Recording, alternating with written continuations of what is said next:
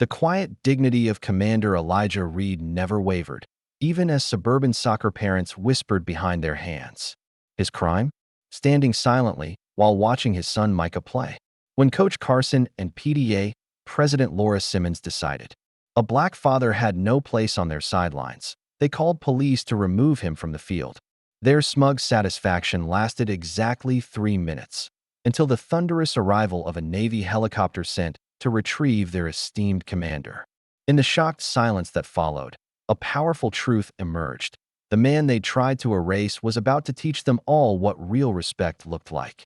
Just before we get back to it, I'd love to know where you're watching from today, and if you're enjoying these stories, make sure you're subscribed. The morning air was crisp and carried the scent of freshly cut grass as Elijah Reed pulled into the community soccer field's parking lot. The car clock read 7:30 a.m., a full hour before kickoff. He glanced in the rearview mirror at his son, Micah, who was staring out the window, his expression a mixture of anticipation and nerves. "Early bird gets the worm, right?" Elijah said, his deep voice filling the car's quiet interior. Micah nodded, clutching his soccer bag. "Yeah." The parking lot was nearly empty, save for Coach Brent Carson's SUV and a couple of other early arrivals. Elijah had timed it this way on purpose. He preferred the quiet moments before the chaos, before the sidelines filled with parents who cast sideways glances his way. They walked together across the dew-dampened field. Micah's cleats made soft impressions in the grass. At 12, he was growing quickly, all long limbs and potential. Elijah carried his own chair and a small cooler, water bottles and orange slices for after the game. "Let's check your cleats," Elijah said, setting down his things and kneeling in front of his son. Micah placed his foot on the chair, and Elijah tightened the laces with practiced precision.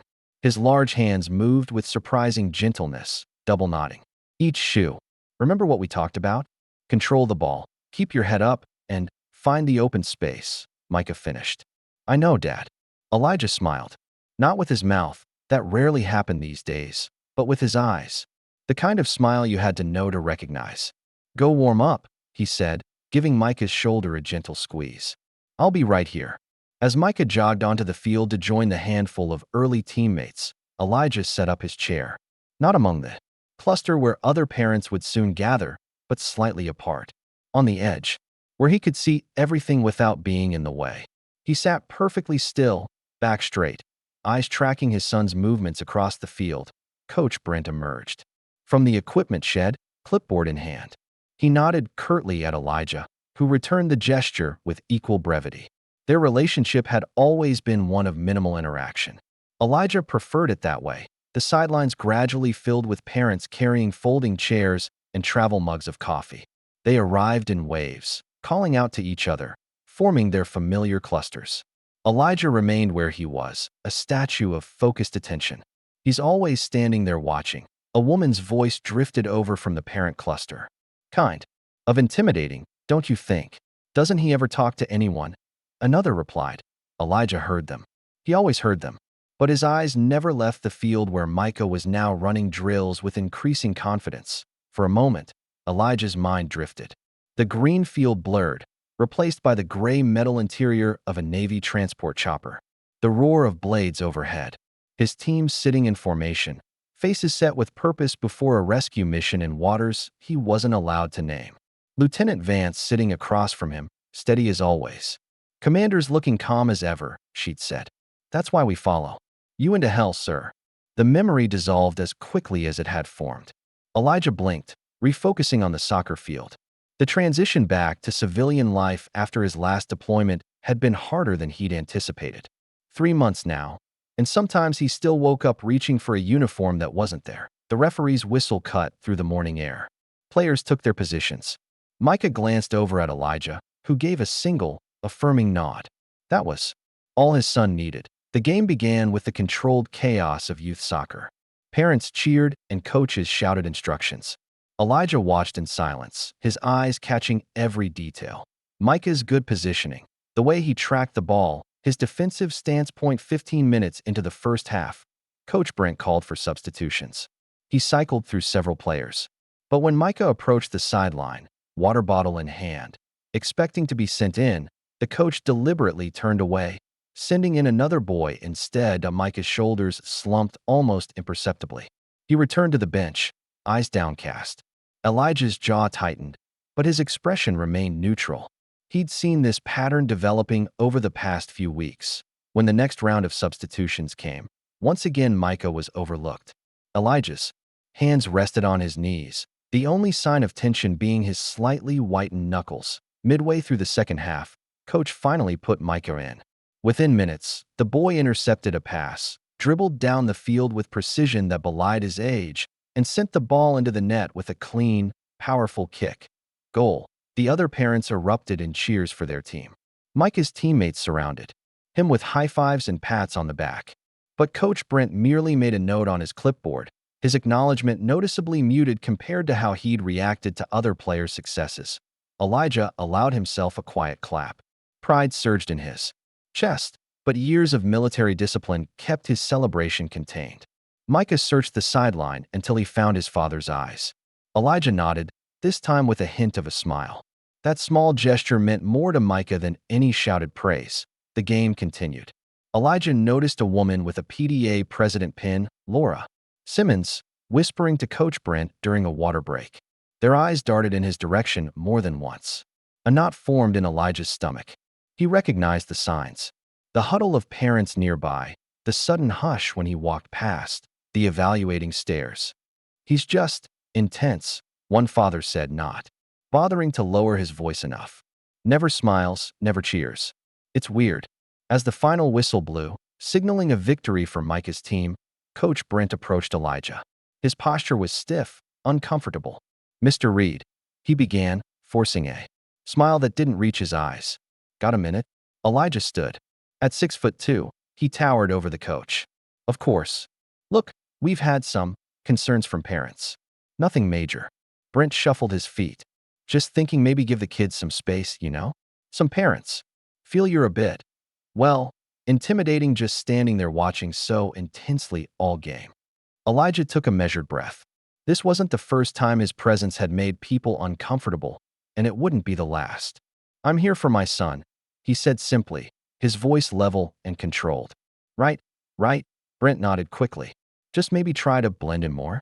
Join the other parents, chat a bit. Might help everyone feel more comfortable. Elijah looked over at Micah, who was gathering his gear, trying not to look like he was watching this interaction. I'll take that under advisement, Elijah replied. It was his standard response when given an order he had no intention of following. Coach Brent seemed ready to say more, but instead nodded and walked away, joining Laura Simmons, who was watching the exchange with undisguised interest. On the drive home, Micah was quieter than usual, staring out the window as suburban landscapes slipped by. You played well today, Elijah offered. That goal was perfectly executed. Micah turned to him, his young face troubled. Did I do something wrong? Dad, Coach hardly played me, and when I scored, he didn't even seem happy. Elijah gripped the steering wheel a little tighter. You played great. That's what matters. But the other kids, don't worry about what others think or do. Focus on your own game. Micah nodded, but Elijah could see the hurt lingering in his son's eyes. It was a pain he recognized too well, the sting of being overlooked despite your best efforts. That night, after tucking Micah into bed, Elijah stood in his study. One wall held his service memorabilia, medals and shadow boxes, a folded American flag, photographs of ships and crews. His fingers traced the edge of the flag case. It had been presented to him at his wife's funeral 4 years ago. Marie had been a civilian contractor working with the Navy when they met. Cancer had taken her quickly, leaving Elijah to raise Micah alone. His phone buzzed with an encrypted message. He entered a series of codes to access it. Commander Reed. Classified briefing. Monday 0800. Base Secure Room Alpha. Elijah's expression didn't change as he acknowledged the message. One more mission. One more time, putting on the uniform that commanded respect. The respect that vanished the moment he took it off. One more, he whispered to the empty room. The following Saturday dawned with the same routine. Elijah and Micah arrived early at the soccer field, but something had shifted in the atmosphere. Parents who normally ignored Elijah now watched him openly, their gazes lingering too long to be casual observation.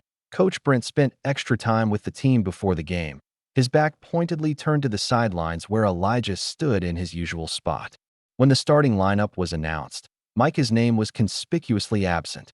"But I always start," Micah whispered, confusion etched across his face. Elijah placed a steady hand on his son's shoulder. "Stay ready. Your chance will come." But the chance never came. Throughout the entire first half, Coach Brent didn't call Micah's name once. The boy sat on the bench, his eyes fixed on the field, trying to mask his disappointment. "Don't they think it's weird how he just stands there?" "Hey," Mother's voice carried from the nearby cluster of parents. She wasn't bothering to lower her voice. "Like he's evaluating everyone or something. He never talks to anyone," another replied. "Just watches. It's unsettling. I heard he made Jeremy's dad uncomfortable last week," a third added. "Just staring him down when he tried to make conversation." Elijah kept his gaze forward, his face impassive. The conversation about him continued as if he couldn't hear, as if he were an object rather than a person standing 10 feet away. Laura Simmons moved through the parent groups, a clipboard in hand, ostensibly organizing something for the upcoming school fundraiser. But Elijah noticed how she lingered near certain parents, how her hushed conversations often ended with glances in his direction. The second half began, and still, Micah remained benched. When the water break came, Elijah approached Coach Brent. "Is Micah injured?" he asked, his voice calm but firm. Brent startled slightly, as if surprised Elijah could speak. No injury. Just team strategy today, giving some other kids a chance. He's your strongest midfielder," Elijah stated. Not a question, just a fact. Brent's expression hardened slightly. "There's more to team dynamics than just skill, Mr. Reed. I make decisions based on what's best for the entire team." The implication hung in the air between them. Elijah nodded once and returned to his position. He'd faced enough veiled prejudice in his life to recognize it instantly. The game ended with a narrow loss. Micah remained on the bench the entire time, his disappointment palpable as the team gathered for Coach Brent's post-game talk. 3 days later, Elijah received an email from the school principal requesting a meeting. The subject line read, "Routine. Discussion, Micah Reed." Nothing in Elijah's experience suggested that routine discussions existed in school administration. Every meeting had a purpose, usually one they didn't want to state explicitly. The principal's office was decorated with the standard educational achievements and student artwork. Principal Morris sat behind her desk, her smile professional but not reaching her eyes. "Mr. Reed, thank you for coming in. I hope I didn't pull you away from anything important." "My son is important," Elijah replied simply, sitting in the offered chair. "What's this about?" Principal Morris shuffled some papers. "Just to check in. We like to touch base with all our parents." She paused. "There have been some observations from staff about your presence at Micah's sporting events." "Observations," Elijah repeated, the word flat. "Yes, some feel your demeanor can be somewhat intimidating to the other children and parents." "My demeanor?" The principal shifted in her seat. "Mr. Reed, this isn't an accusation. We just want to ensure everyone feels comfortable at school events." Elijah leaned forward slightly. "Has my son broken any rules? Has he been disrespectful to teachers or other students?" "No, not at all. Micah is a model student." "Then I'm struggling to understand why I'm here." Principal Morris sighed. "Mr. Reed, we're simply asking for a bit more integration.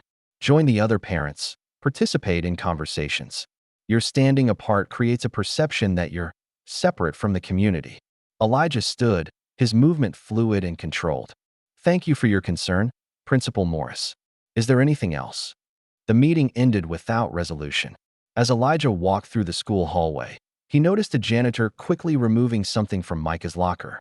He quickened his pace and caught a glimpse of a piece of paper with the words "Creeps Kid" scrawled across it. The janitor looked startled when he realized Elijah had seen it. "Sorry, sir. I was just taking this down before your boy saw it." Elijah's expression remained unchanged, but something cold settled in his chest. "Thank you," he said quietly. That evening, Micah was unusually quiet during dinner. Elijah noticed, but didn't push. Years of military leadership had taught him that sometimes silence was necessary for processing. "Dad," Micah finally said as they were clearing the dishes, "can I ask you something?" "Always." "Why does Coach bench me now? I talked to him today after practice, and he said—" Micah hesitated. He said sometimes it's not just about skill. It's about what your people bring. The plate in Elijah's hands nearly slipped. He set it down carefully before turning to his son. What exactly did he say? Micah shrugged, trying to appear nonchalant despite the hurt in his eyes. Just that. Then he walked away. The other kids don't talk to me much anymore either. Elijah knelt to eye level with his son. Micah, listen to me. There will always be people who try to make you feel smaller than you are. People who will judge you before knowing you. Your job isn't to make them comfortable. Your job is to stand tall in your truth. But why? Because some people fear what they don't understand. And sometimes, people like us get misunderstood a lot. Micah nodded slowly, absorbing his father's words. Later that night, Elijah's phone rang. The caller ID showed Jackson Daniels. Jax, his friend and colleague from the Navy. Eli, man, how's civilian life treating you? Jax's voice was casual, but Elijah detected the underlying concern. It's an adjustment. Yeah, I bet. A pause. Listen, words getting around. They're watching everything, Eli. Don't slip. You're too visible now. Elijah moved to his study, closing the door. Explain. That school thing. The soccer coach. It's making waves. Small-town drama has a way of escalating. Just be careful, man. After hanging up, Elijah sat in the darkness of his study. He'd faced enemy fire, led rescue missions in hurricane conditions, navigated political tensions in foreign ports. Yet somehow, this, standing on a soccer field watching his son play, had become a battleground. The following morning, he found Micah sitting on the back porch, knees pulled to his chest, eyes red-rimmed. Micah, Elijah sat beside him. What's wrong? Micah shook his head, wiping his eyes quickly. Nothing. I'm fine. Elijah didn't push. Instead, he sat in companionable silence, watching the sunrise paint the sky in shades of orange and pink. People will try to shrink you, he said finally. Don't let them. That afternoon, an email notification appeared on Elijah's phone. It was from another parent, someone he'd never spoken to, who had accidentally included him in a reply-all thread. The original email was from Coach Brent to several parents, including Laura Simmons. Concerned about the looming presence on the sidelines. Creates an uncomfortable atmosphere for the other children and parents. Perhaps we should discuss appropriate boundaries. Laura's response was included. Let's ask him to step back. 4. The good of the team. Elijah read the thread twice, his expression unchanging. Then he composed a reply, careful to include everyone in the original email. I appreciate your concerns. However, I am not leaving my son's side. That is non-negotiable. If my presence is disruptive, perhaps we should examine why a father supporting his child quietly is perceived as threatening. I am open to discussion, but not to absence. Respectfully, Elijah Reed. He hit send before he could reconsider. The response was immediate. A flurry of backpedaling and apologies from parents who claimed they were just concerned about team dynamics. Coach Brent didn't respond at all. That night, Elijah sat at his desk reviewing the classified briefing materials from Monday's meeting. His mind kept drifting to the situation at Micah's school. As a commander, he'd learned to identify battle lines before they were formally drawn. This was escalating from whispers to action, and Micah was caught in the crossfire. His phone buzzed with a text from Lieutenant Vance. All set for next week, Commander. Team's ready. Elijah replied with a simple acknowledgement. In one world, he commanded respect that was unquestioned. In another, he was viewed with suspicion for simply existing in the same space as his son. The dichotomy wasn't new. It was just more pronounced now, more painful because it affected Micah too. Elijah closed the briefing documents and walked to his son's room. Micah was asleep, his soccer trophies lining a shelf above his bed. Elijah stood in the doorway, watching his son's peaceful breathing. I won't let them diminish you, he whispered. Whatever it takes.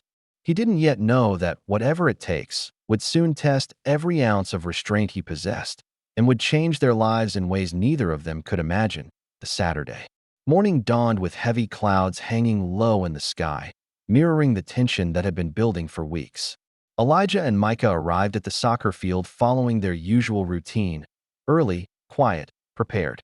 As they walked from the parking lot, Elijah noticed more parents than usual had arrived early. They stood in small clusters, conversations stopping abruptly when they passed by. Something feels different today, Micah said softly, kicking a pebble. Across the asphalt, Elijah placed a steady hand on his son's shoulder. Focus on your game. Nothing else matters. But even Elijah could sense the shift in atmosphere. Laura Simmons stood with Coach Brent near the equipment shed, both of them watching. His approach with undisguised animosity. Several parents had their phones out, held casually at their sides but angled in his direction. Elijah set up his chair in his usual spot, slightly removed from the main parent section. He sat with his back straight, eyes forward, focusing on Micah as he joined his teammates for warm-ups. The familiar routine felt different today, charged with an electricity that reminded him of moments before operations went sideways. The game began, and to Elijah's surprise, Coach Brent put Micah in the starting lineup. But the reason became clear quickly. The opposing team was significantly stronger, and Micah was being set up as the scapegoat for an inevitable loss. Halfway through the first period, during a water break, Coach Brent approached Elijah. His face was flushed, jaw set. Laura Simmons and several other parents lingered nearby, watching. "Mr. Reed," Coach Brent said loudly enough for others to hear, "I need you to leave now." The sideline went quiet. Players paused their water break to watch. Micah froze mid-drink, his eyes widening. Elijah remained seated, his expression unchanged. "Excuse me, you're making people uncomfortable."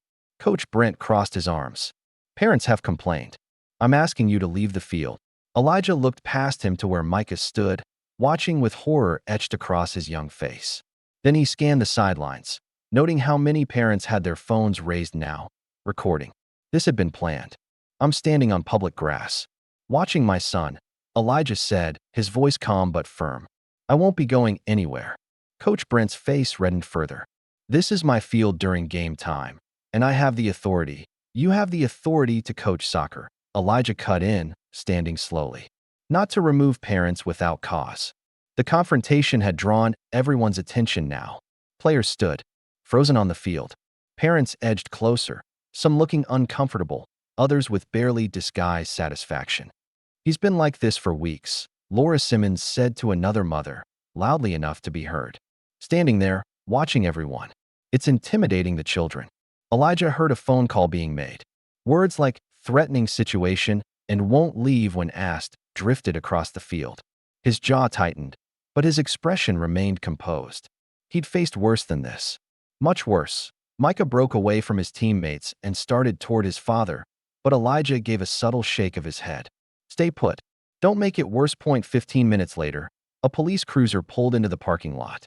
Two officers stepped out, adjusting their belts as they approached the field.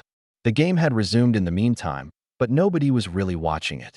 All eyes were on the developing situation at the sideline. "Someone called about a disturbance?"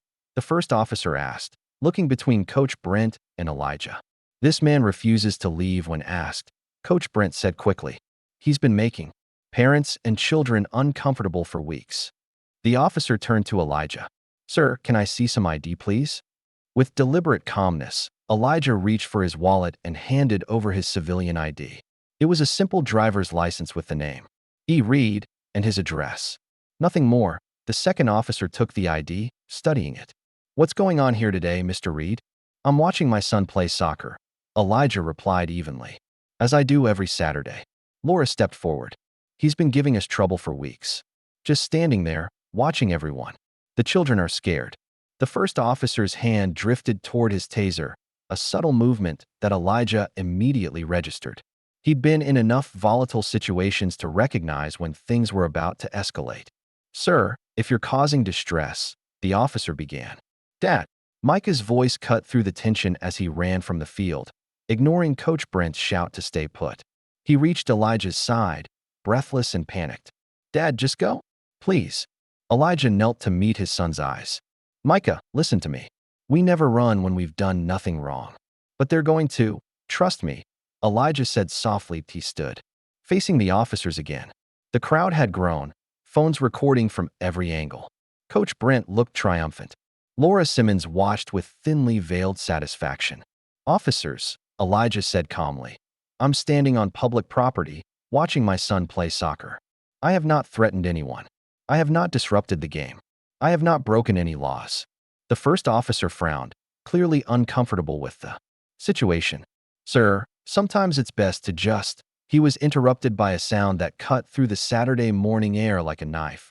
The distinctive whump whump whump of helicopter blades. Everyone looked up as the sound grew louder, closer. A Navy transport helicopter approached low over the tree line, its dark shape imposing against the cloudy sky. Parents grabbed their children, pulling them back as the helicopter circled once, then began descending toward the adjacent practice field. "What the hell?" Coach Brent said, his face paling. Elijah remained still, watching as the helicopter touched down 100 yards away. The side door slid open, and a uniformed Navy officer stepped to the edge, saluting sharply in Elijah's direction. Without a word, Elijah turned to Micah. "Stay with the team. I'll be back soon." "Dad." Micah's voice was uncertain. "It's okay," Elijah assured him, then walked toward the helicopter with measured steps, his back straight, his gait shifting subtly into the disciplined stride of a military commander. As he approached, Lieutenant Vance jumped down from the helicopter and saluted crisply. "Commander Reed, your ride's here, sir. Sorry for the interruption." The officers who had been questioning Elijah moments before stood frozen, their expressions shifting from suspicion to confusion.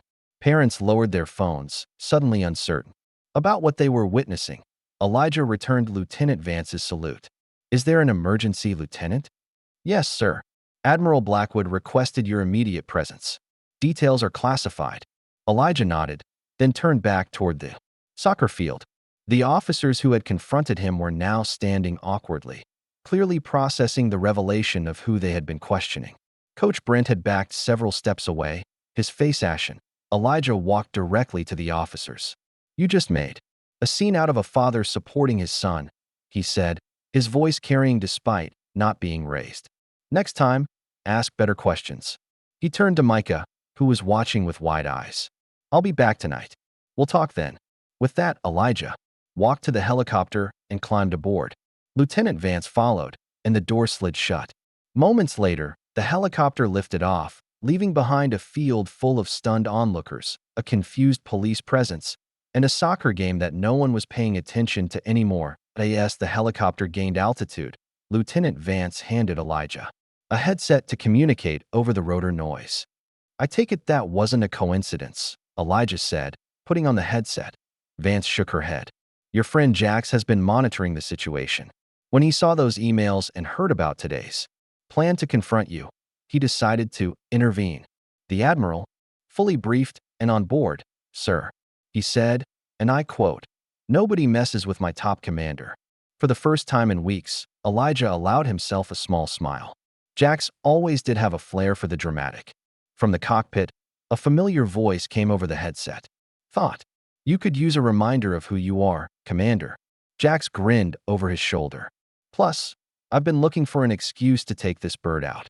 By Sunday morning, the video had gone viral. Elijah sat at his kitchen table, scrolling through his phone with a cup of coffee growing cold beside him. Dozens of versions of the same footage flooded social media platforms. "Black Navy Commander targeted at kids game" had become the leading hashtag overnight. Some videos focused on the confrontation with Coach Brent, others on the police officers' approach, but all ended with the helicopter landing and the revelation of his identity. Micah padded into the kitchen, still in his pajamas despite the late morning hour. "We're famous, huh?" Elijah set his phone down. "Infamous, maybe. The guys have been texting me all morning," Micah said, opening the refrigerator. "Everyone wants to know if you're really a Navy commander." "And what did you tell them?" Micah poured himself a glass of orange juice. "I said you're just my dad." Elijah smiled, a real one this time. "Good answer." His phone buzzed with an incoming call.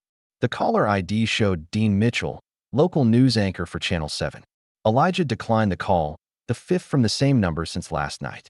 His email inbox was similarly flooded with interview requests from news outlets across the country. As Micah ate his breakfast, Elijah's phone rang again. This time it was Lieutenant Vance. "Sir, have you seen the news?" she asked without preamble. "Hard to avoid it. The base is getting calls too. Admiral Blackwood wants to know your plans for addressing this." Elijah rubbed his temples. "I don't have plans, Lieutenant. This was never about publicity. With respect, sir, it's beyond that now. People are taking sides." After hanging up, Elijah found Micah watching him from across the table. Are we in trouble, Dad? No, Elijah said firmly. We've done nothing wrong. This will blow over. But by Monday morning, it was clear the situation was only intensifying. Elijah dropped Micah off at school to find a small crowd of reporters. In the parking lot, he managed to avoid them by using a side entrance. But the message was clear. This story wasn't going away. In his classroom, Micah noticed an immediate shift. Classmates who had been avoiding him for weeks were suddenly fascinated, peppering him with questions about his father. Some apologized awkwardly for past behavior. Others kept their distance, clearly confused by the sudden reversal in Micah's social status. By lunchtime, Principal Morris had called an emergency faculty meeting.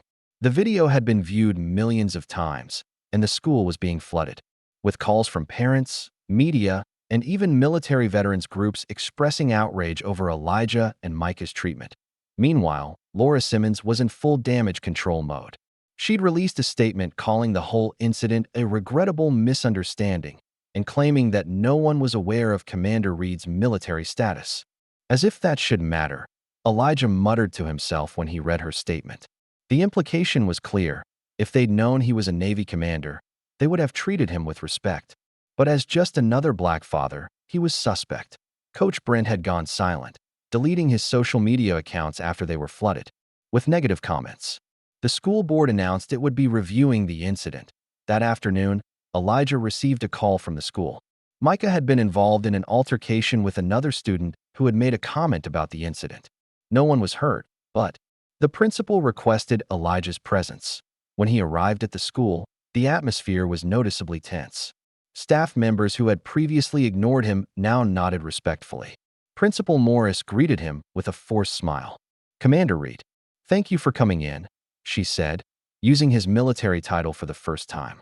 "It's Mr. Reed during school hours." Elijah corrected her calmly. "I in her office." Micah sat in a chair, arms crossed defensively. A boy with a red face sat across from him. Micah defended himself verbally when Tyler here made some unfortunate comments about Saturday's events. Principal Morris explained. "We've addressed the inappropriate language with Tyler, but I thought you should be aware."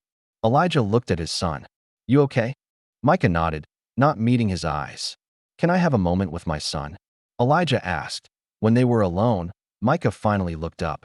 "He said you made a scene because you wanted attention, that you embarrassed everyone." Elijah took the seat next. To his son, "What did you say back?" "That he didn't know anything about you. That you never wanted attention. You just wanted to watch me play." Micah hesitated.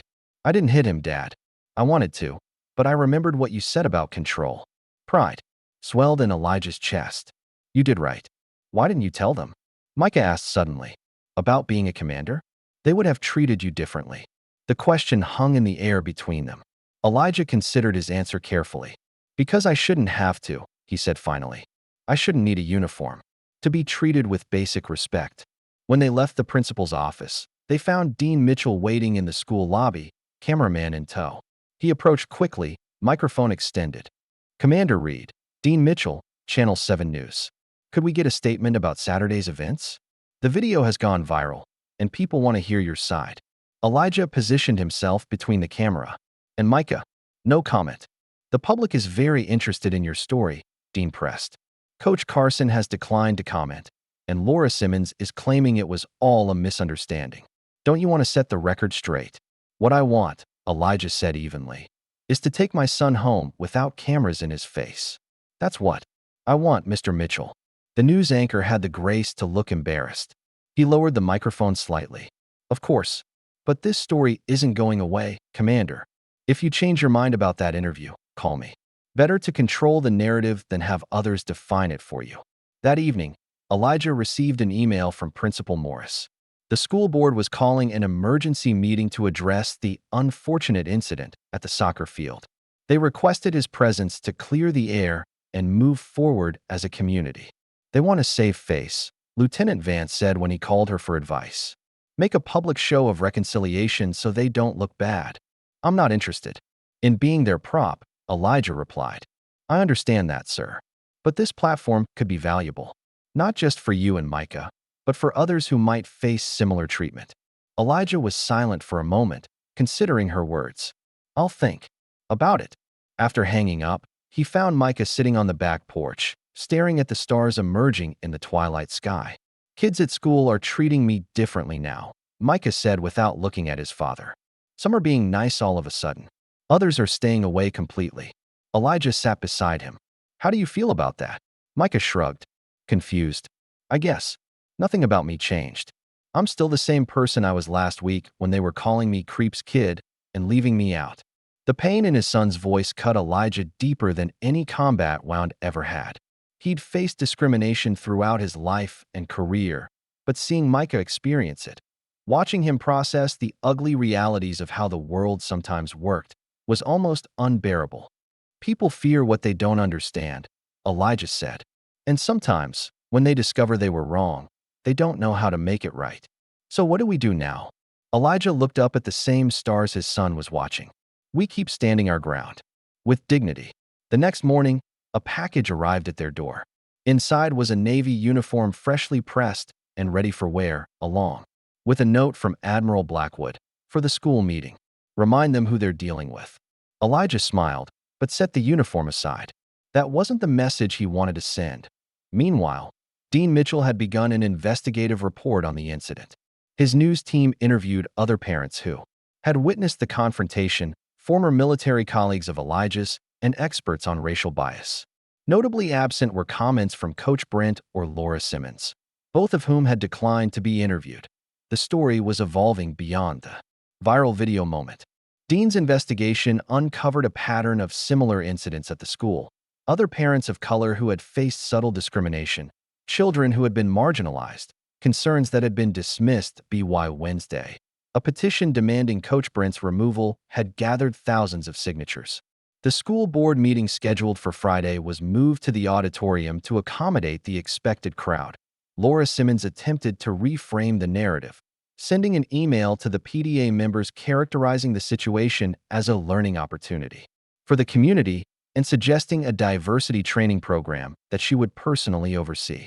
The response was tepid at best, with several parents openly questioning her fitness to lead such an initiative given her role in the incident. That afternoon, Elijah received a call from an unexpected source, the police chief. "Mr. Reed, I want to personally apologize for how my officers handled the situation on Saturday," the chief said. "They should have asked more questions before escalating the situation." "Thank you," Elijah replied, surprised by the call. "The officers involved will be receiving additional training, and I'd like to speak with you about possibly helping with that training when the dust settles." The chief's call was followed by others, from the mayor's office, from veterans groups, from parents at the school who wanted to express their support. The story had touched a nerve, forcing conversations that had long been avoided. Micah continued to attend school, holding his head high despite the awkward interactions and sudden attention. His soccer team practiced without Coach Brent, who had taken a leave of absence, pending the school board's review done on Thursday evening. Elijah sat with Micah reviewing his homework when the doorbell rang. Lieutenant Vance stood on the porch, in civilian clothes, holding a folder. "Commander, I thought you should see these before tomorrow's meeting," she said, handing him the folder once they were inside. Inside were emails and text messages between Coach Brent and Laura Simmons, obtained through Dean Mitchell's investigation. They revealed a deliberate campaign to remove Elijah from the sidelines, with explicit references to his race and comments about him being intimidating and not fitting in with the other parents. "How did Mitchell get these?" Elijah asked, his expression hardening as he read. "Anonymous source," Vance replied. "But the authenticity has been verified. Mitchell plans to include them in his report tomorrow night." After Vance left, Elijah sat alone in his study, reading through the messages. The naked prejudice was jarring, even though he'd suspected it all along.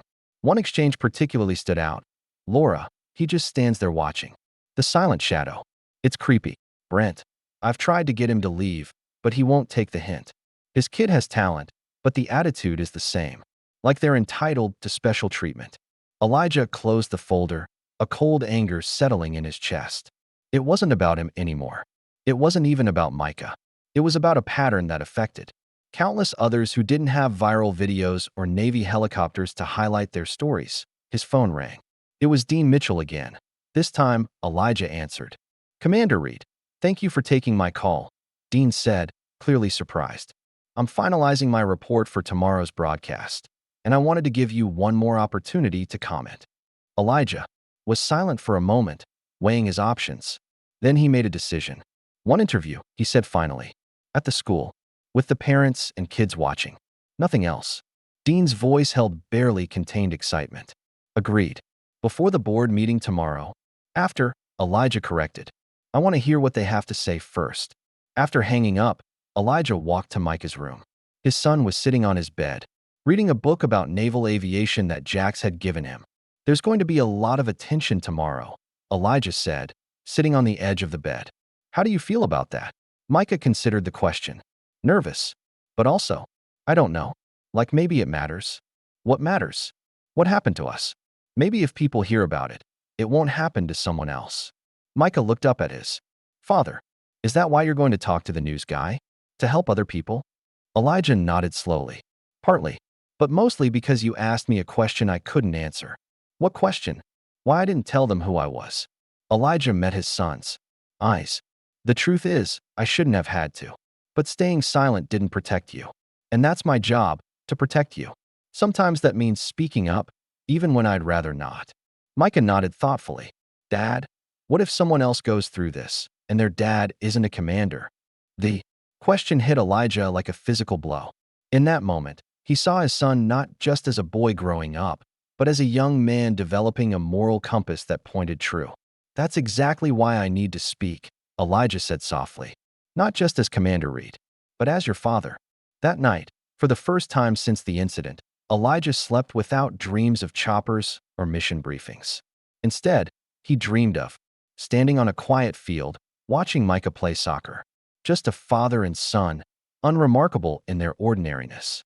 It was the simplest dream, and yet, somehow, the most ambitious. Friday evening arrived with a tension that hung in the air like approaching thunder. Elijah stood before his bathroom mirror, adjusting his tie. He'd chosen civilian clothes deliberately, a charcoal suit, crisp white shirt, blue tie. Not his Navy uniform, despite Admiral Blackwood's suggestion. Tonight wasn't about his rank or military status. It was about being a father. "Looking sharp, Dad," Micah said from the doorway, already dressed in his best clothes. Khaki pants and a button-down shirt that suddenly seemed too small for his growing frame. Elijah turned, studying his son. "You too. Ready for this?" Micah shrugged, his attempt at nonchalance betrayed by the nervousness in his eyes. "I guess. Everyone at school was talking about it. Some kids said their parents are coming just to see what happens." "It's not a show," Elijah said, his voice gentle but firm. "It's about setting things right."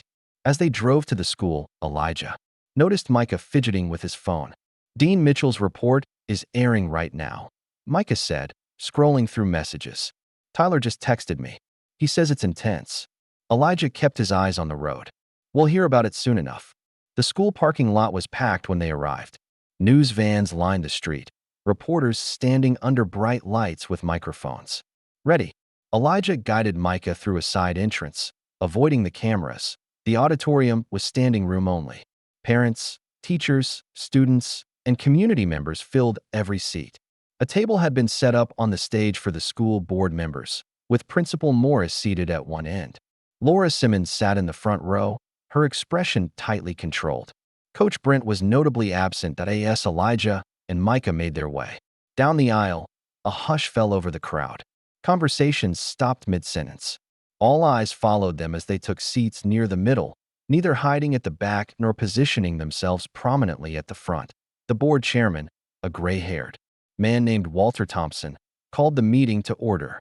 "Before we begin, I'd like to acknowledge that we're all here because of a situation that has gained national attention. Our goal tonight is to listen, learn, and find a path forward that serves our entire community." The first hour was filled with carefully worded statements from the board, promises of investigation, commitments to diversity, plans for sensitivity training. Principal Morris spoke about the school's values of inclusion and respect. The words were right, but Elijah noted the lack of specific acknowledgement of what had actually happened. Then the floor opened for community comments. Laura Simmons was the first to approach the microphone. Her voice wavered slightly, but her chin was raised defiantly. I want to address what the media is calling a racial incident at our soccer field. She began. As PTA president, I've always advocated for a safe environment for all children. What happened last Saturday was unfortunate, but it's being portrayed unfairly. No one knew Commander Reed's military status. If we had, so it would have been acceptable to treat him that way if he weren't a commander? The question came from a woman in the third row, a mother Elijah recognized from soccer games, but had never spoken to. Laura faltered. That's not what I meant. I simply, Channel 7 just aired texts between you and Coach Carson. Another parent called out. You called Commander Reed the silent shadow and his son the attitude kid. How do you explain that? Murmurs rippled through the crowd. Laura's face drained of color as she realized that Dean Mitchell's report had aired while she was sitting in the auditorium. Those messages were taken out of context, she stammered, and they were private communications that were illegally. My son was benched for weeks. Elijah's voice cut through the rising tension, though he hadn't moved from his seat. Not because of his skill, but because of who his father is. That's the context, Miss Simmons. All eyes turned to Elijah, who sat calmly with his hands folded in his lap. The room fell silent. Chairman Thompson cleared his throat. Commander Reed, would you like to address the board formally? Not at this time, Elijah replied. I'm here to listen. His restraint was more powerful than any speech could have been. Laura returned to her seat, face burning. More parents came forward, many expressing outrage at what they'd seen in the news report. Dean Mitchell's investigation had been thorough, including interviews with several military colleagues who spoke of Elijah's leadership and character. The report included messages where Coach Carson explicitly told other coaches to give Micah Reed less playing time. One father said angrily, my son plays on that team. How can we trust any of the coaching decisions now? As the meeting continued, Elijah noticed Micah watching the proceedings with intense focus. This wasn't just about soccer anymore. It was about justice, accountability, and the kind of community they wanted to live in. After nearly 2 hours of public comments, Chairman Thompson announced that the board had already made several decisions.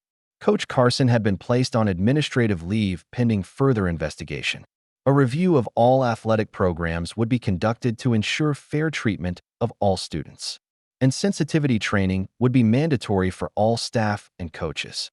Additionally, Thompson said, looking directly at Elijah, we want to extend a formal apology to Commander Reed and his son, Micah. What happened was unacceptable, and we are committed to ensuring it never happens again. The meeting concluded with promises of follow-up actions and ongoing dialogue. As people began to file out, many stopped to speak with Elijah, offering support or simply introducing themselves. Through it all, he remained composed, thanking them quietly but not engaging in lengthy conversations. Dean Mitchell approached. As the crowd thinned, cameraman in tow. Commander Reed, are you still willing to give that interview we discussed? Elijah glanced at Micah, who nodded slightly. Yes, but not with cameras chasing us. We'll do it here, now, while people are still present. Dean looked surprised but quickly recovered. Of course. Where would you like to sit? The stage, Elijah said. Where everyone can see and hear. Word spread quickly that Elijah was about to speak. People who had been leaving returned to their seats. Those who remained moved closer. Even Principal Morris and the board members stayed, curious to hear what the man at the center of the controversy would finally say. As Dean set up for the interview, Lieutenant Vance slipped into the auditorium, taking a seat near the back. She caught Elijah's eye and gave a subtle nod of encouragement. Dean began with standard questions about the incident itself, which Elijah answered factually and without embellishment. Then the reporter shifted to more personal territory. Commander Reed, many people are wondering why you never mentioned your military rank during these interactions. Was that a deliberate choice? Before Elijah could answer, the side door opened, and a familiar figure entered the auditorium. Coach Brent Carson stood awkwardly at the back, his face pale and drawn. A collective murmur rose from the crowd as people noticed his presence. Elijah acknowledged him with a slight nod, then turned back to Dean. I never mentioned my rank because it shouldn't matter. I was there as Micah's father, not as a Navy commander. But surely you must have known it would have changed how you were treated. That's precisely the problem, Mr. Mitchell. Elijah's voice remained calm, but carried throughout the silent auditorium. The respect I'm given shouldn't depend on my uniform or rank. It should be extended to every parent supporting their child. In the back of the room, Coach Brent shifted uncomfortably. Dean pressed on. Your colleagues describe you as a natural leader, someone who commands respect in high-pressure situations. Did you apply those same skills during this conflict? I've been trained to lead men into chaos, Elijah replied, his gaze sweeping across the audience. But no training prepares you to watch your child be singled out for existing. The auditorium fell completely silent as Elijah continued. Even the camera operators seemed to hold their breath. The hardest missions I've led weren't the ones with enemy fire or rough seas, he said, his voice steady and measured. They were the ones where I had to maintain composure when everything inside me wanted to react. That's what these past months have been, a mission to show my son how to face injustice with dignity. Dean leaned forward. You addressed the parents directly. What would you say to them now?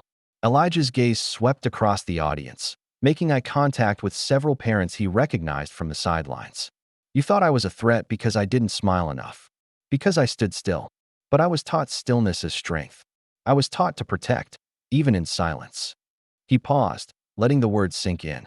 What you saw as intimidating was simply a father watching over his child.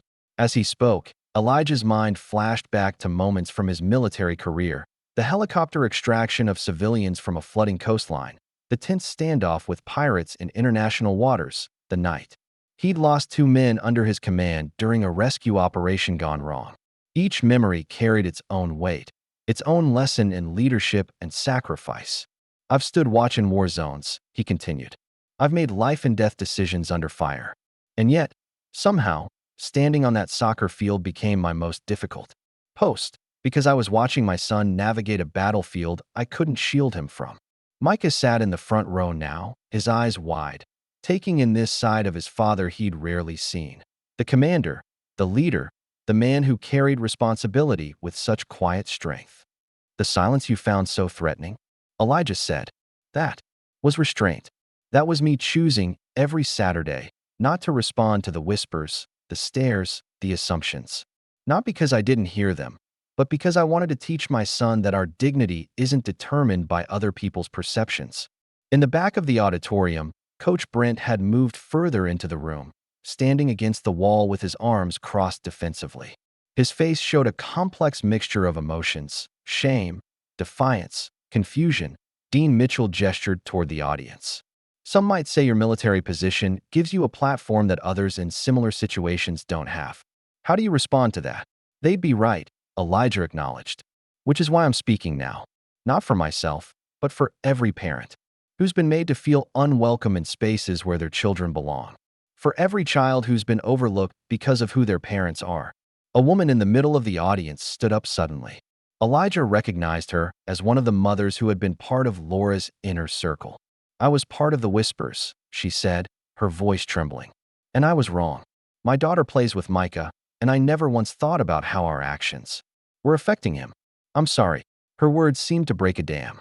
Another parent stood, and then another, each offering similar acknowledgments. The collective recognition of harm done hung heavy in the air. From his position at the back, Coach Brent stepped forward. I never meant, he began, but his words were met with an immediate reaction from the crowd. Murmurs turned to outright challenges. You benched a kid because of his father. You called the police on a parent for watching his son play. We saw the texts, Coach. We know exactly what you meant. Principal Morris quickly intervened, guiding Coach Brent toward a side exit as the tension in the room threatened to boil over. Elijah remained composed throughout the commotion. When order was restored, Dean continued the interview. Commander Reed, after everything that's happened, what do you want to see change? Elijah considered the question carefully. I want my son to be judged by his character and his actions, not by assumptions about who he is or where he comes from. I want that for every child. And I want parents to think carefully about the messages they send when they tolerate bias, even the quiet kind. The interview continued for another 20 minutes, covering Elijah's military career, his life as a single father after his wife's death, and his hopes for Micah's future. Throughout it all, he spoke with the same measured dignity that had characterized his silence on the sidelines. When Dean finally wrapped up, The audience rose to their feet in a spontaneous standing ovation. It wasn't the thunderous applause of entertainment, but the solemn recognition of truth spoken plainly.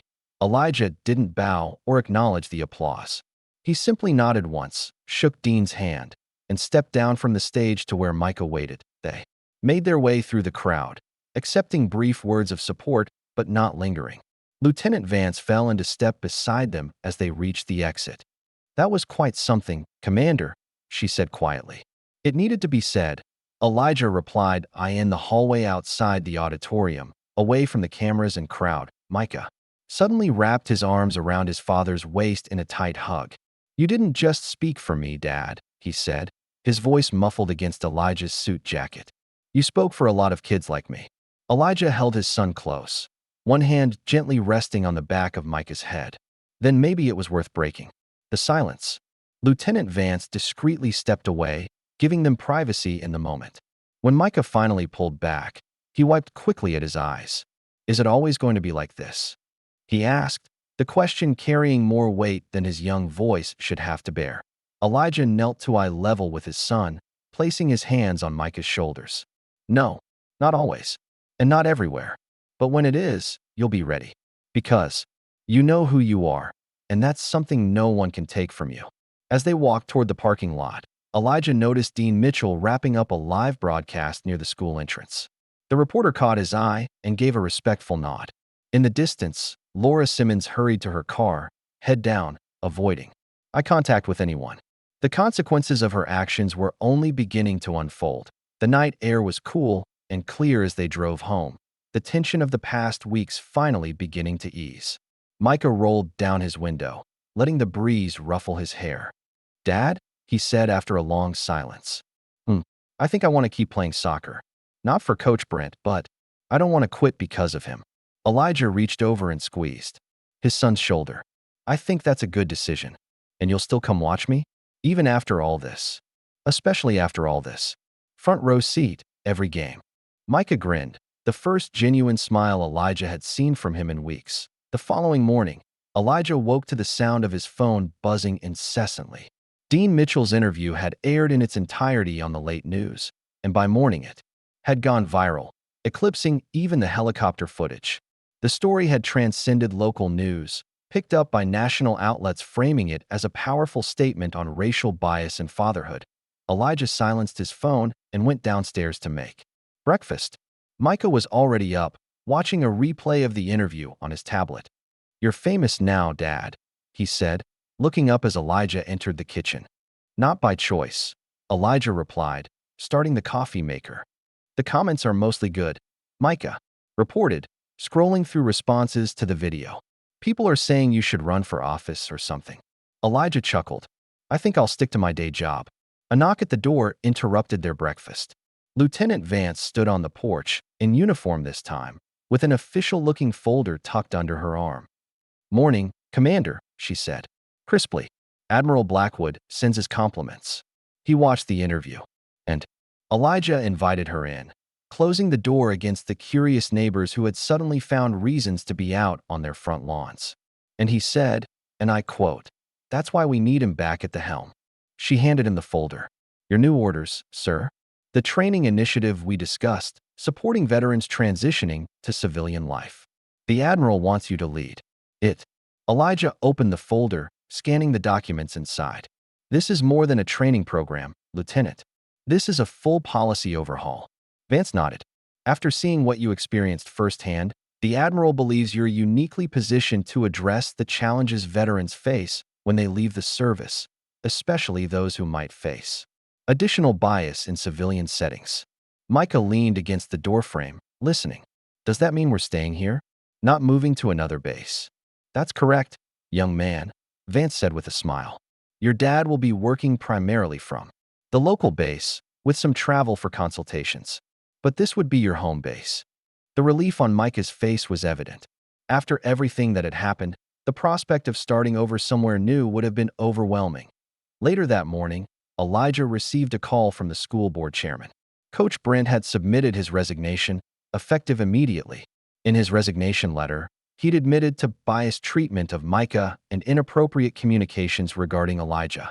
We've already begun the search for a replacement, Thompson explained. Someone who can rebuild trust with the team and the community. In the meantime, would you consider speaking to our staff at an upcoming professional development day? Your perspective would be invaluable. Elijah agreed, recognizing that real change would require ongoing engagement, not just a single moment of reckoning that as the day progressed, more news filtered in. Laura Simmons had stepped down as PTA president, her position untenable after the public exposure of her text messages. Her carefully worded resignation email, forwarded to Elijah by another parent, managed to acknowledge harm without actually accepting responsibility, referring to the situation as a learning experience for the community. By afternoon, the story had evolved further.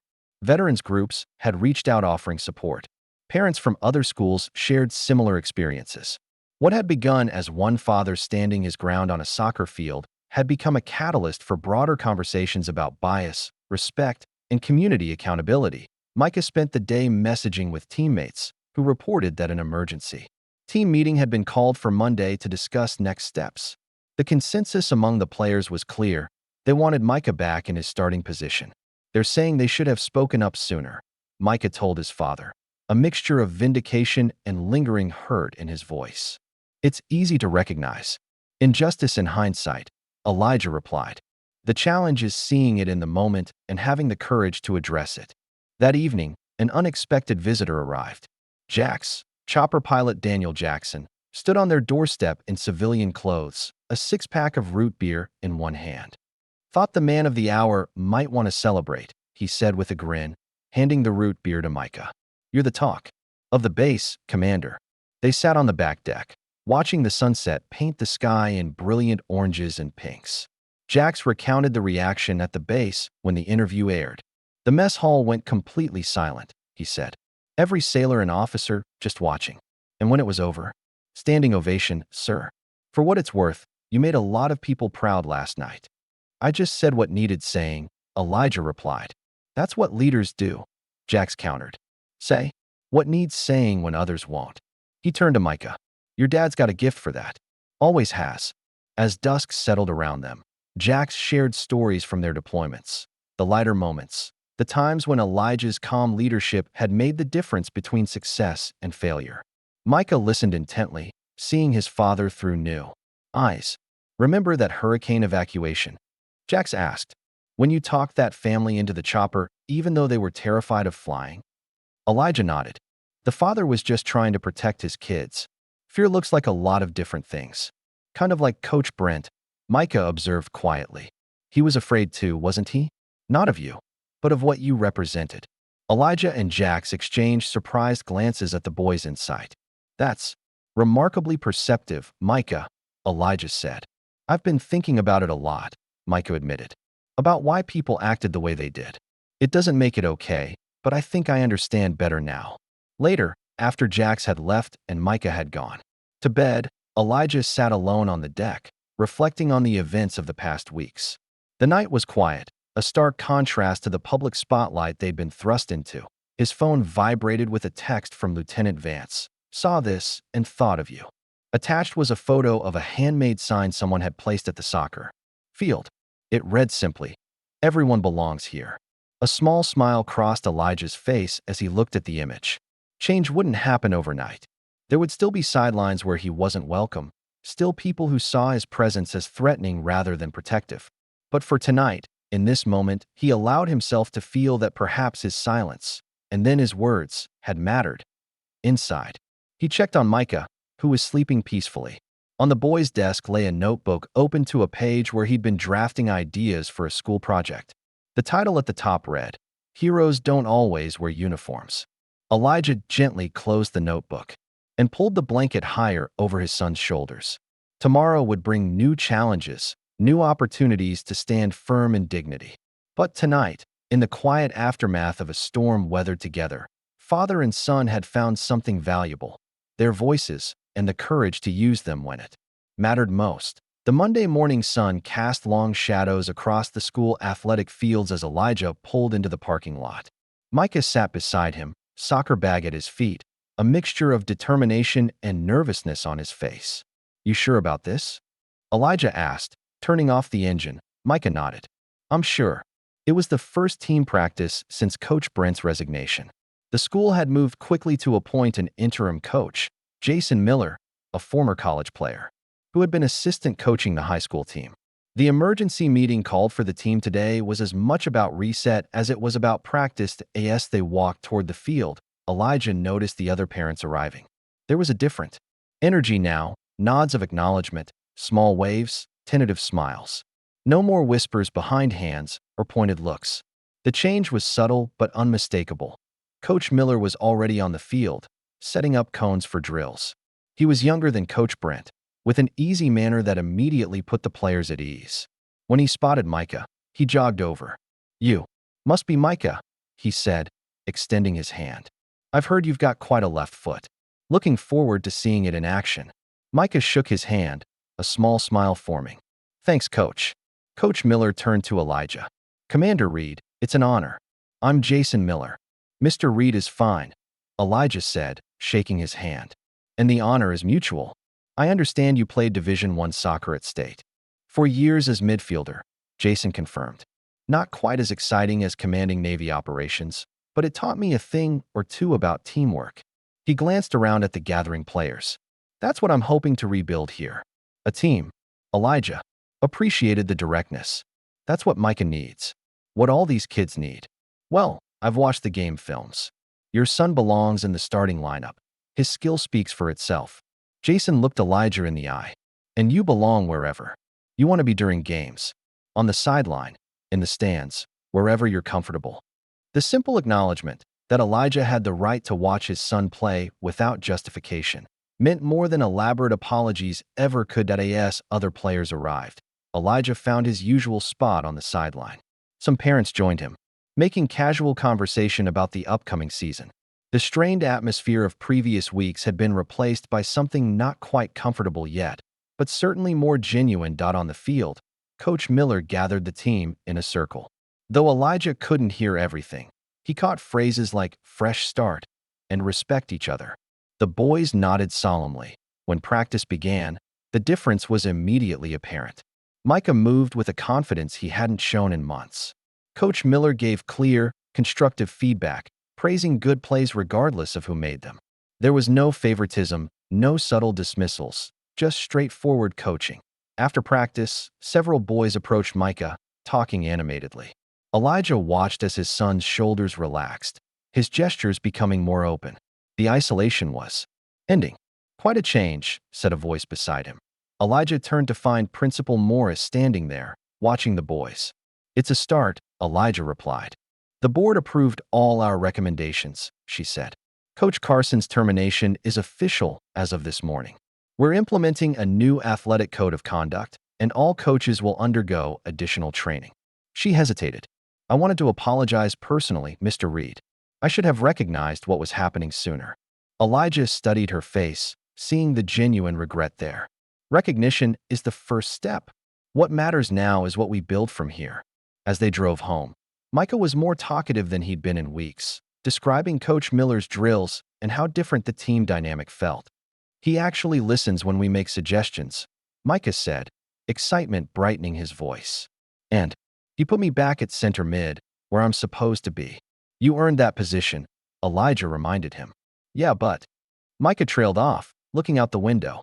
It feels different when someone sees it, when they actually see you. The simple truth in his son's words struck Elijah deeply.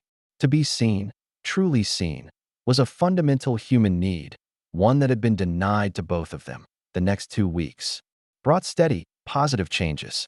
Coach Miller revitalized the team's strategy and morale. Micah flourished under the new leadership, his natural talent finally receiving the nurturing it deserved. On the sidelines, Elijah found himself gradually drawn into conversations with other parents. Not because of his military rank or the viral video, but simply as Micah's father. One Tuesday afternoon, Elijah received an unexpected call from the Recreation Center director. Commander Reed, I'm hoping you might consider a proposal, the director began. We've had several families reach out asking if you would be willing to mentor some of our youth, particularly boys who might benefit from a positive male role model. The request caught Elijah off guard. I'm not a certified counselor or youth worker. We're not looking for credentials, the director explained. These kids need someone who understands what they're facing, someone who can show them how to navigate challenges with dignity. Your approach to the situation at the school made an impression not just on parents, but on the kids themselves. After careful consideration, Elijah agreed to meet with a small group twice a week. The boys ranged from 10 to 14, mostly kids of color who were struggling with confidence, identity, or the subtle prejudice that often went unacknowledged. His approach was straightforward.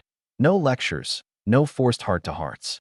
Instead, he created a space where they could talk openly about their experiences while learning practical skills. Sometimes they played basketball or worked on homework. Other times they just sat in a circle, discussing how to handle specific situations they'd encountered. My teacher always calls on the white kids first, one boy said during their third session. Even when I raise my hand, she acts like she doesn't see me. Elijah nodded. That happens. What have you tried so far? Nothing, the boy admitted. What can I do? She's the teacher. You can speak to her privately, Elijah suggested. Not accusatory, just information. I've noticed I don't get called on as often as others. I'd like to participate more.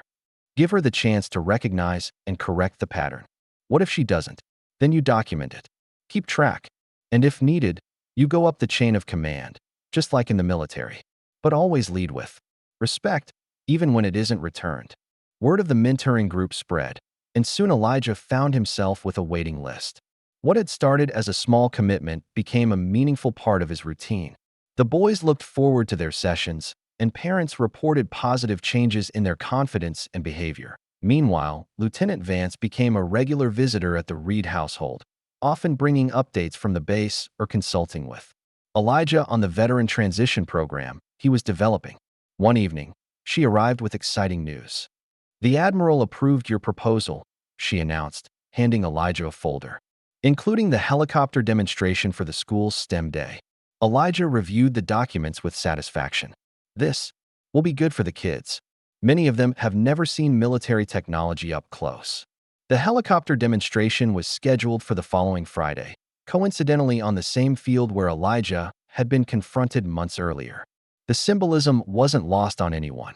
This time, the helicopter's arrival would be a celebration rather than a revelation.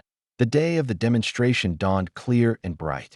The entire school gathered on the athletic fields, students sitting in orderly rows, teachers and parents lining the perimeter. Elijah stood at the center of the field with Principal Morris and several Navy personnel, including Lieutenant Vance. When the distinctive sound of rotor blades filled the air, the children's faces lit up with excitement.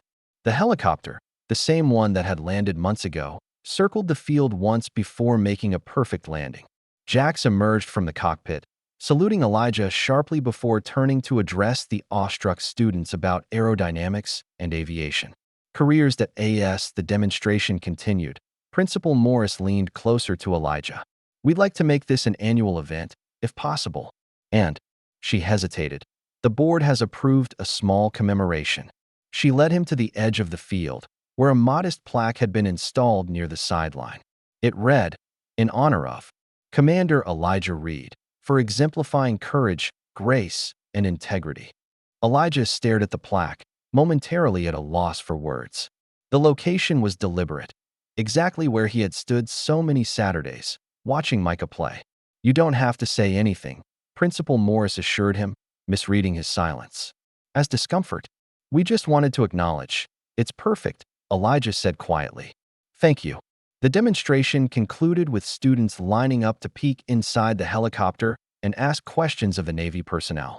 Micah moved through the crowd with newfound confidence, fielding questions from younger kids who now saw him as something of a celebrity by association. Later that week came the district championship game, a moment of truth for the rejuvenated team.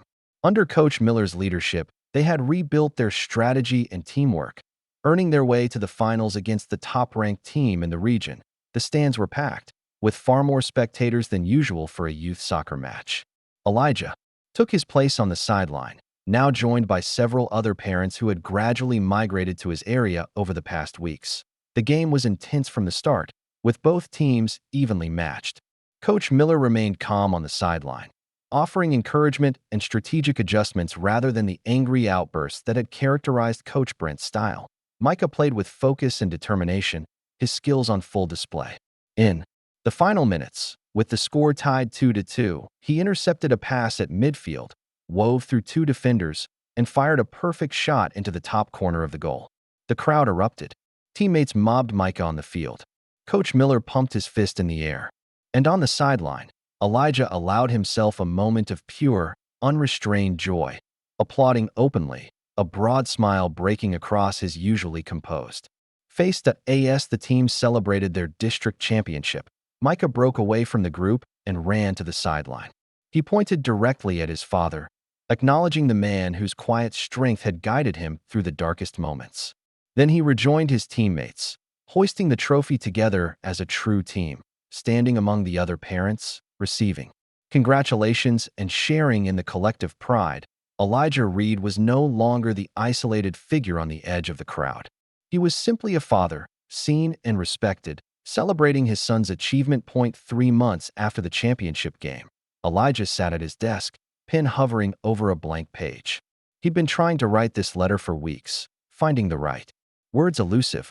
How do you distill a lifetime of lessons into something a child can carry forward?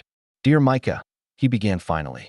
There are things I want you to know, truths I've learned that might help you navigate this complex world. The letter flowed from there. Reflections on dignity, restraint, strength, and identity. Not instructions, but offerings. Wisdom earned through experience, both painful and profound. Silence is not always weakness, he wrote. Sometimes it is the space where you gather your strength. But never mistake silence for surrender. There are moments that call for your voice. Moments when speaking truth becomes an act of love, not just for yourself, but for others who cannot yet speak. He wrote about Marie, Micah's mother, and how her quiet courage during her illness had taught him that strength comes in many forms. He wrote about the Navy, about leadership and responsibility. And he wrote about the soccer field, about standing his ground not out of pride, but out of principle. The world will not always see you clearly, the letter continued. But you must always see yourself clearly. Know your worth. Stand in your truth.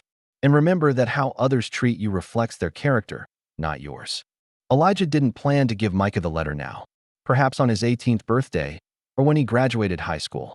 For now, it was enough to capture these thoughts, to create something his son could one day hold in his hands and recognize as a piece of his father's heart. The following Saturday, they made their monthly visit to the cemetery. Marie's grave was simple but well-tended, with fresh flowers from their previous visit still brightening the stone. Micah placed a small pair of soccer cleats, his first pair, now outgrown, beside the headstone. Elijah added one of his service medals, carefully mounted in a small display case. I think Mom would have been proud of both of us, Micah said, his voice soft but steady. Elijah put his arm around his son's shoulders. She would have. She always saw the best in people, especially you. They stood together in comfortable silence, the spring breeze rustling through nearby trees. Micah had grown taller in the past months, his frame beginning to fill out. The events of the past year had matured him in other ways too, a quiet confidence, a deeper understanding of the world and his place in it. As they walked back to the car, Micah asked, "Did you hear about the PTA election?" Elijah nodded. "Ms. Williams won, I understand." Tanya Williams was the mother of one of the boys in Elijah's mentoring program, a single mom who had previously felt too intimidated to get involved with school leadership. She was also the first Black woman to be elected PTA president at the school. "She came to talk to our class about community involvement," Micah said. Some kids asked about what happened with Ms. Simmons. Ms. Williams said it was a teachable moment for the whole community. That's what she called it. A diplomatic answer, Elijah observed. "Is that what you think it was? A teachable moment?" Elijah considered the question as they reached the car. "I think every moment has the potential to teach us something. The question is whether we're willing to learn." Later that week, Elijah received an unexpected email from Dean Mitchell. The reporter's coverage of the soccer field incident and its aftermath had been nominated for a regional journalism award. His series of reports had expanded beyond Elijah's story to examine similar patterns throughout the district, ultimately leading to policy changes at several schools. I couldn't have done this without your willingness to speak truth, Dean wrote. You taught me what real leadership looks like. Thank you. The recognition was a reminder of how far the ripples had spread from that confrontation on the soccer field. What had begun as a personal stand had become a catalyst for community reflection and change. That evening, Elijah was surprised to find Micah in his room, recording himself on his tablet. What's this? He asked, pausing in the doorway. Micah looked up, slightly embarrassed. I'm starting a podcast about sports and stuff, but also about, the other things, like what happened to us and how kids deal with that. A podcast? Elijah raised an eyebrow. That's ambitious. It's just for school at first, Micah explained. But Mr. Harris, my English teacher, says it could be bigger if I want. He's helping me set it up. He hesitated. Actually, I was hoping you'd be my first guest. A slow smile spread across Elijah's face. Your first guest, huh? I guess that makes me famous now. Micah grinned. Only a little.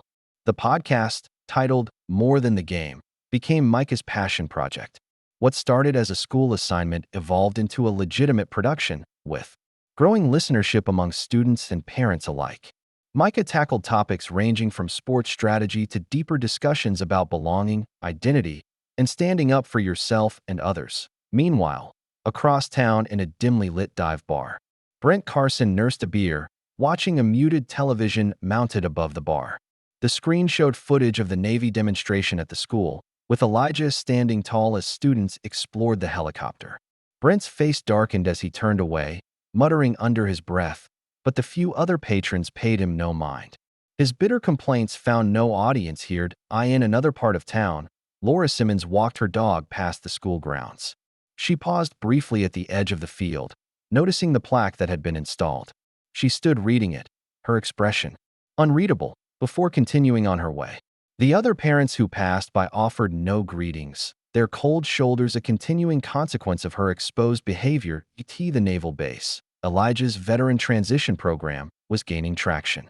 What had begun as a local initiative was attracting attention from higher command, with other bases requesting information on implementing similar programs. The core of Elijah's approach was addressing the psychological and social aspects of transition, helping military personnel prepare not just for civilian jobs, but for the subtle cultural shifts they would encounter.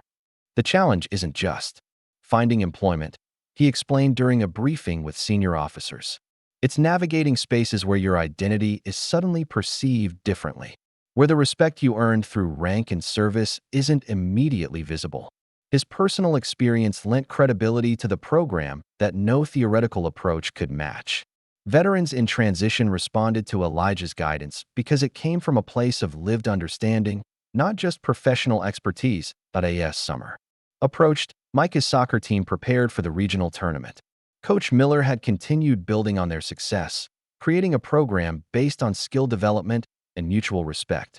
The team's reputation had grown, attracting players who previously might have joined more established programs. During a team fundraiser, parents unveiled new jerseys for the upcoming tournament. On the back, above each player's number, was the name "Reed" in small letters, a tribute not just to Micah, but to the principles his father had stood for. When Micah presented the jersey to Elijah, his father stared at it in surprise. Coach Miller and the parents' committee decided together, Micah explained. They said it's to remind everyone what the team stands for now. Elijah ran his fingers over the letters, deeply moved by the gesture. That's quite an honor. We also have a new cheer, Micah added with a grin. After someone scores, everyone yells "Commander." It's pretty cool. The transformation was remarkable, from being ostracized to having his family name become a symbol of the team's identity. The journey had come full circle. One evening in late spring, Elijah received a call from Admiral Blackwood. "Reed, I've got a new assignment for you," the Admiral said without preamble. The Secretary is establishing a task force on military family support and community integration. He wants you to head it. Elijah sat up straighter. That's a significant expansion of our current program, sir. It is, and it comes with a promotion to captain. You've earned it, Reed. What you've built here has applications far beyond our initial scope. The promotion meant greater responsibility, but also greater opportunity to effect change. Elijah accepted, with the condition that the program remain headquartered at their current location. My son has put down roots here, he explained. After everything we've been through, stability matters. The Admiral agreed readily. Your family is part of what makes you right for this, Reed. You understand what's at stake in a way others don't. That weekend, the weather was perfect for Micah's regional tournament opener. The stands were packed with supporters, the atmosphere electric with anticipation. Elijah took his place on the sideline, now comfortably surrounded by other parents, who had become friends over the months. As the team took the field, Elijah spotted a familiar face in the crowd. Lieutenant Vance had come to watch the game, out of uniform but easily recognizable. She gave him a quick salute from the stands, a gesture of respect between colleagues that had become a friendly ritual. The game began with the smooth coordination of a well-coached team. Micah, now one of the team leaders, directed plays with confidence, his skill evident in every touch of the ball. Coach Miller paced the sideline, offering encouragement and strategic adjustments in the closing minutes. With the score tied, Micah orchestrated a perfect sequence, drawing defenders toward him before making a precise pass to a teammate who scored the winning goal. As the crowd erupted in cheers, Micah looked to the sideline, finding his father's eyes. The silent exchange between them held volumes: pride, understanding, shared history. After the game, as players and parents celebrated, Elijah stood slightly apart, watching the scene with quiet satisfaction. So much had changed since that first confrontation on the field.